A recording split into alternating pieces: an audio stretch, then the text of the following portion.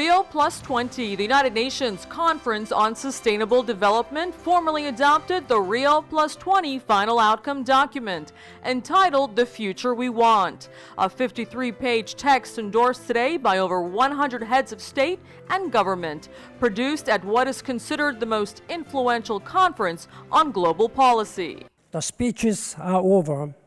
Now the work begins. It has been a successful conference. The member states, the leaders of the world, have renewed your commitment to sustainable development. I welcome the adoption of the outcome document. I thank Brazilian government, in particular, President Rousseff, for her personal leadership and dedication to Rio+20, to the future we want. The outcome document, which was adopted by consensus, provides a firm foundation for social, economic, environmental well-being.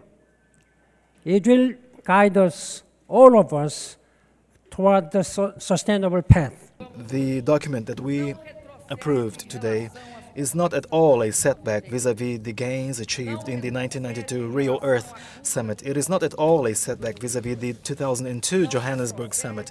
Neither is it a setback vis-à-vis all other commitments taken on in the other United Nations conferences. Much on the contrary. The outcome document is a great step forward, as it clearly shows how shared sustainable development concepts have evolved from a conceptual perspective. We have thus launched the basis for an agenda for the 21st century. Receiving criticism of having weak commitments, even UN Secretary General Ban Ki-moon called the global agreement timid. Yet the running message at Rio+20 was about implementation, taking action on the text and commitments made. We have said Rio+20 is about implementation, is about action. It is about concrete action. And the commitments that we share with you today demonstrate that governments, the United Nations systems, and the 9 major groups are committed and serious about implementation.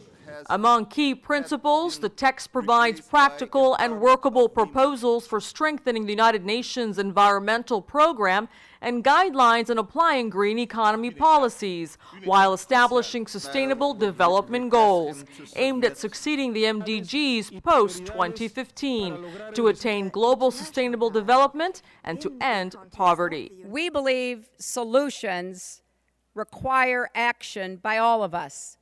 Governments, yes. Let's do our part. Let's do more than our part. Let's pave the way for more clean energy investments.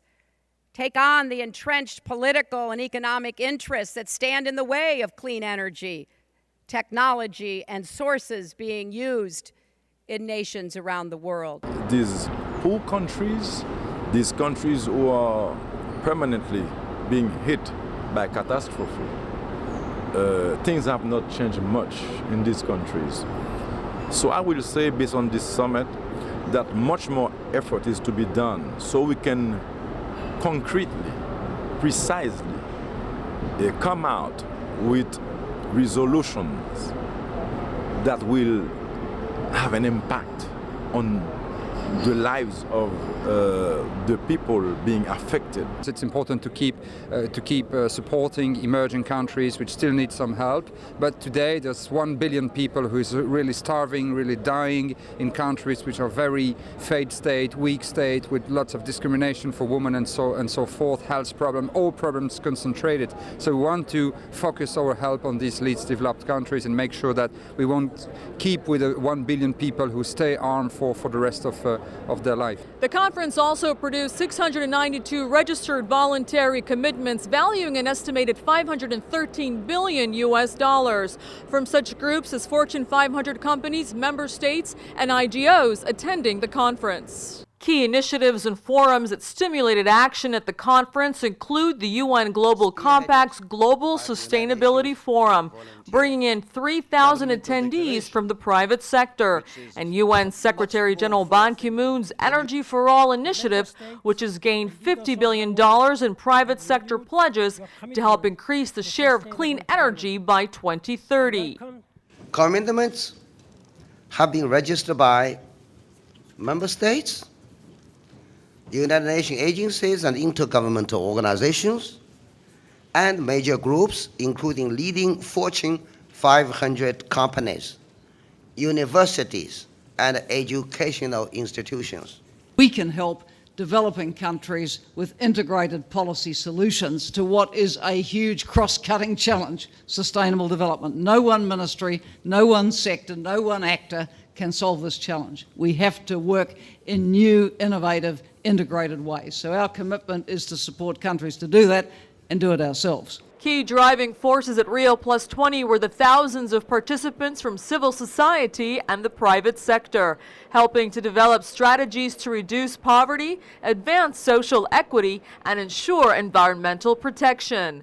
The UN conference brought in more than 45,000 participants to Rio Centro, including close to 10,000 NGOs and major groups, like women, indigenous peoples, and youth. This concludes South News' special Rio+20 coverage. For more global development news and UN coverage, visit us at southnews.com. Reporting from Rio de Janeiro, Brazil, I'm Afaf Kanja for South News.